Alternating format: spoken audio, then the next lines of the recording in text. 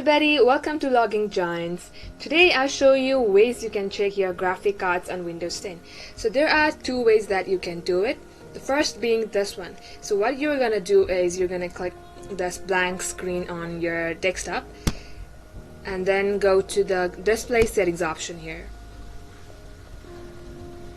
There click to display, and on the end section you will be able to find the advanced display setting. Click that. And then here you can see my graphic card. It's 620 and other information like desktop resolution and stuff. So this is one way people, and another way you can view is it's really simple. So I'm going to show you how it can be done. Go to the search option and then click on device manager.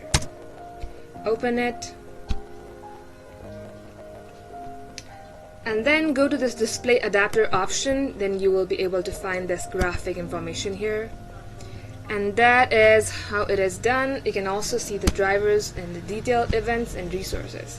Alrighty, it's time to say goodbye. Do follow our page for more contents, and we will see you in our next upload.